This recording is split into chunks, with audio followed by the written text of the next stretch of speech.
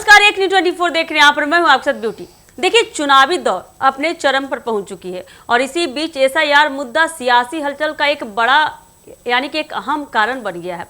इस मुद्दे के बीच बात करें तो राहुल गांधी के साथ आज बिहार से लेकर दिल्ली तक महागठबंधन के प्रमुख दल मजबूती से खड़े हैं।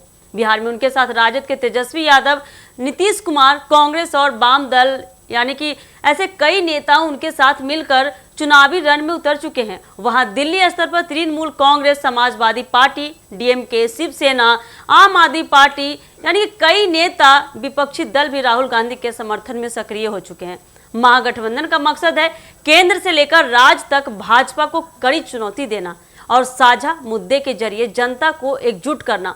तो कितना सफल हो पाता है इनका ये मुद्दा, तो आइए जानते हैं साहिल जी से। साहिल जी, जिस तरह से राहुल गांधी इनके साथ मिलकर कई नेता, कई दल जो समर्थन करते नजर आ रहे हैं, तो क्या होगा, इसका प्रभाव क्या पड़ सकता है? देखिए, पहली बात है ना क्या कि एसआईआर को लेकर के जो ये लोग प्रदर्शन कर रहे हैं, मुझे नहीं पता कि एसआईआर रुकेगा कि नहीं, क्योंकि लगभग वो एसआईआर जो है सफल हो चुका है।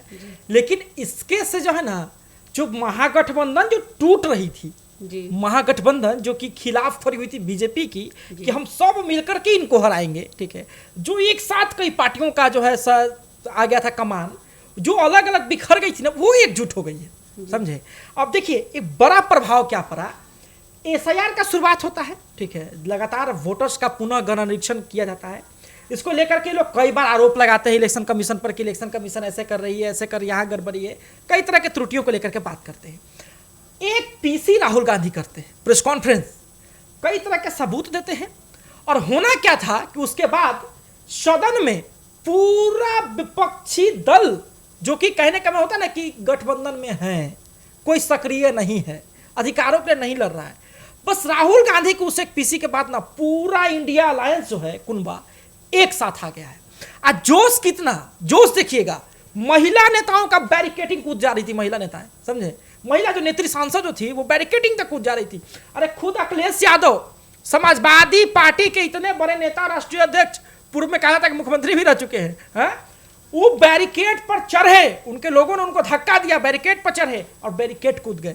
तो समझे, ये सबसे बड़ा जो प्रभाव पड़ा है ना, वो ये है कि नीतीश कुमार जी का बनाया हुआ ये इंडिया अलायंस, जो कहा श्रेय दिया जाता है कि नीतीश कुमार जी ने ही बनवाया है, उस इंडिया अलायंस जो टूट रही थी, वो इंडिया अलायंस अब एक हो गई।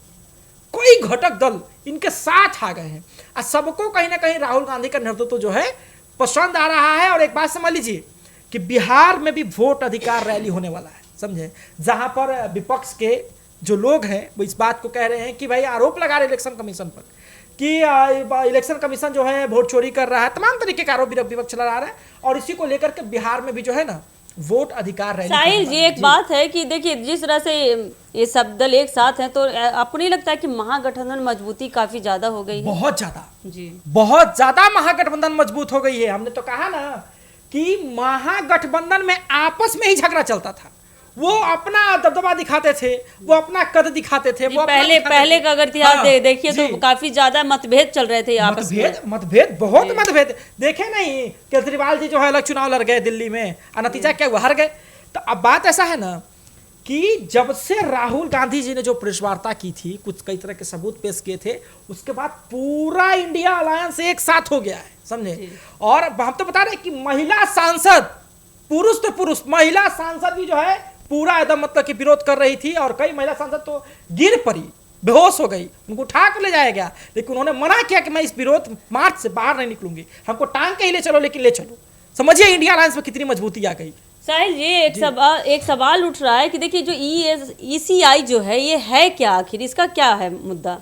देखिए, जो इलेक्शन कमीशन ऑफ इंडिया है, ईसीआई, इलेक्शन कमीशन पर आरोप लग रहे हैं, ठीक तो है। क्यों उठ रहे हैं, मतलब ये सवाल क्यों उठ रहा है? अब एक बात समझ लीजिए, अभी हाल ही का घटना देखिए, ठीक है, हमारे डिप्टी सीएम है विजय कुमार सिन्हा जी, अब उनका 2 एपिक नंबर निकला है। अच्छा, तेजस्वी यादव का भी निकला, उससे पहले तेजस्वी यादव का 2 एपिक नंबर निकल आया, तो उसको नहीं 2 एपिक नंबर निकल आया, उसके बाद डिप्टी सीएम का निकल करके आया। अच्छा, अब एक बात समझिए, अब विजय सिन्हा जी जो है कहते हैं कि नहीं हमने जो है ना ये दे दिया था आवेदन, ठीक है, कि इसको नाम को काट दो, और उम्मीद इस नाम को काट भी दिया गया है, अब ये एपिक नंबर सक्रिय नहीं है।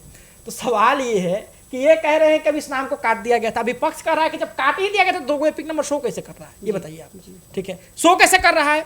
और अगर विजय सिन्हा सही है तो फिर कटघरे में कौन होगा? Election commission. ठीक है, तो यही कॉन्फ्लिक्ट चल रही है, समझे, यही पता है। और लगातार देखिए स्पष्ट है, विपक्ष जो आरोप लगा रहा है वो, अब विपक्ष का कहना है कि बहुत सारे ऐसे लोग हैं जो कि वोट देने जाते हैं तो उनको पता चलता है। अभी एक बड़े यूट्यूबर ने जो है इस बात का दावा किया है, साथ ही में जो है विपक्ष भी इस बात को कहता है कि जिंदा लोग जो है जब वोट डालने पहुंचे तो पता चलता है कि उनका तो नाम ही नहीं, कारण ये कि वो मर गए हैं।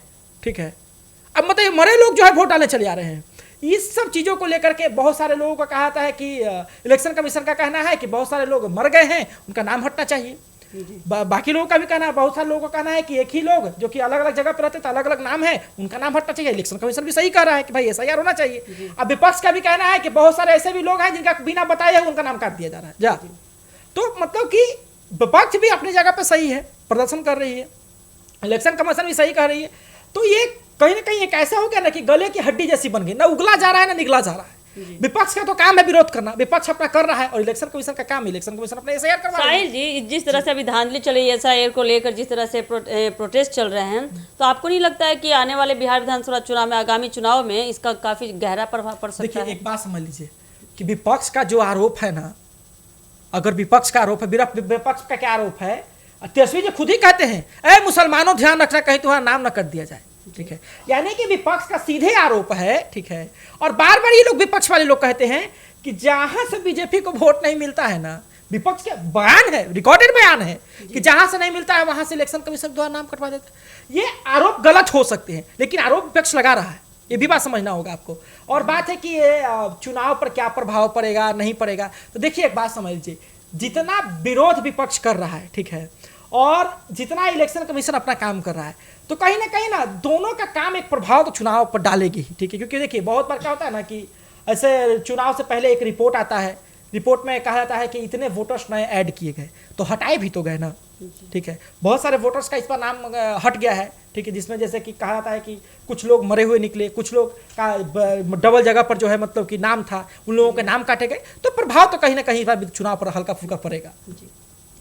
तो जैसा कि अभी आपने सुना कि कैसे साहिल जी ने सारी बातों को आपके सामने साझा किया, कितना सच है SIR का मुद्दा को लेकर, जितना अभी चल रहा है, बवाल मच रहा है, तो इसमें कितना सच है और कितना फसाना है, ये तो आपने सुन लिया। लेकिन आगे क्या होने वाला है इसके बारे में ये जानने के लिए आप हमारे चैनल से जुड़े रहिएगा, और जितना हो सके हमारे चैनल के, हमारे वीडियोज़ को शेयर कीजिएगा, और बने रहिए हमारे एक न्यूज़ 24 के साथ। धन्यवाद।